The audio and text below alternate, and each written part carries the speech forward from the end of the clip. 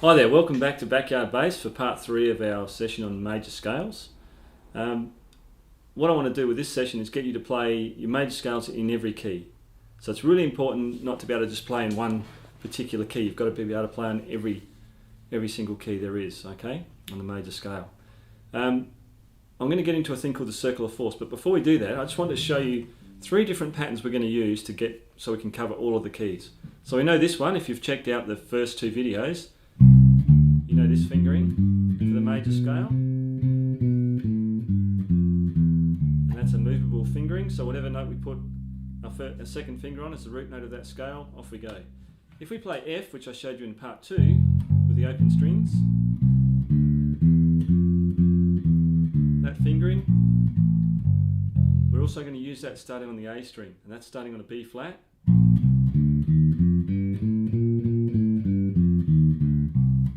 That's a B flat major scale if I start there on the A string, and that's got 2 flats in it. There's the other one, E flat. Okay, and the other finger you're going to need to use to play this around the circle is this one starting on open E.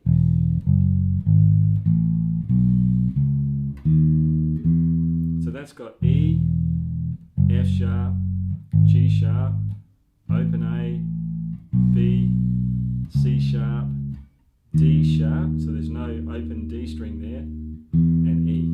And again we've got that tone, tone, semitone, tone, tone, tone, semitone. It's the same construction. Okay, now what I want you to do, we need a system so we can effectively play in every key. And I like to use a thing called the circle of force. Some people call it the circle of fifths. It's basically the same thing, so don't be confused if someone mentions a circle of fifths. It's exactly the same thing as what we're going to do now. So, in music, as I said before in some of our other videos, the distance from one note to another, we call that the interval. Okay, if someone's talking about interval, it's just how far is it from one note to the next note. Okay, and we're going to work in the interval of fourths. Okay, so if I play my C major scale, 1, 2, 3, 4, the 4th note of that is going to be F. Okay, so the distance from C to F, we call that a 4th. And we're going to go around the circle of fourths. So we're going to start on C, and 4 notes up that scale will be F. Now if I played an F scale, I'm going to start an octave lower, but I'm going to go 1, 2, 3, 4 notes, and that'll give me B flat. 4 notes up a B flat major scale is E flat. But when we do the circle, I'm not going to start there because I have to shift, so I'll do it up here. E flat, same note on the 6th fret. 4 notes up the E flat scale is A flat. Again, I'm going to start an octave lower on a lower A flat. Then I'm going to go, the next key will be D flat. Next one will be F sharp, B. So they're all using that same C major fingering, same as we use for C major. Now here comes E. That's the one with the open strings, 4 sharps.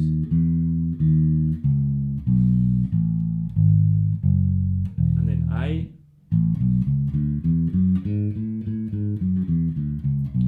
Exactly the same as E, but starting on the A string. D.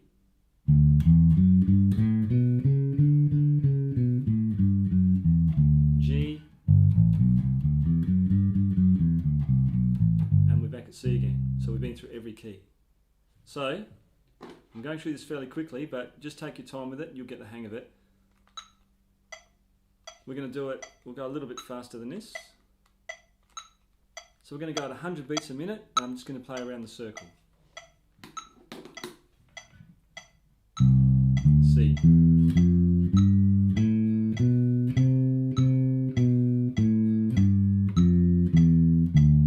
F.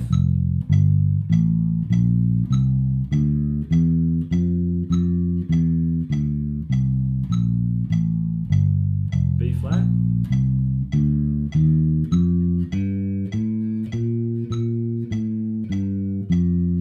Now up to E flat, 6th fret on the A string.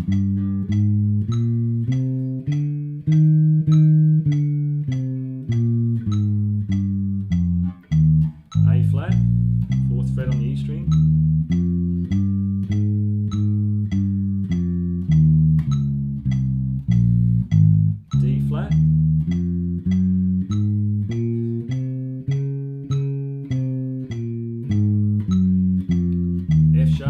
flat.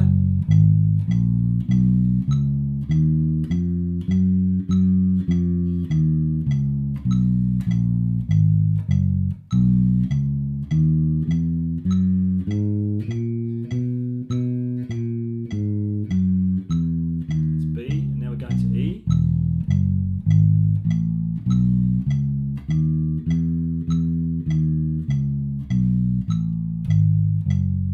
A.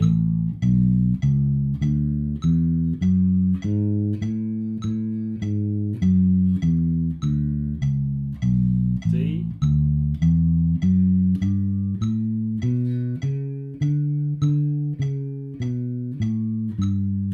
G.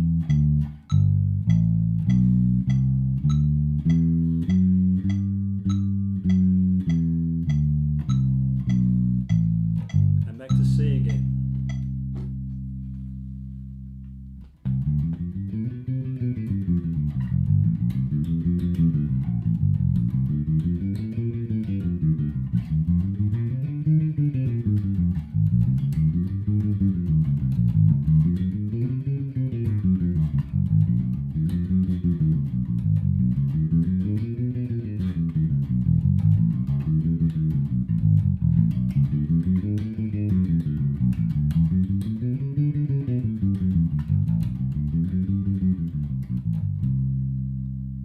Okay, so that's the circle of fourths.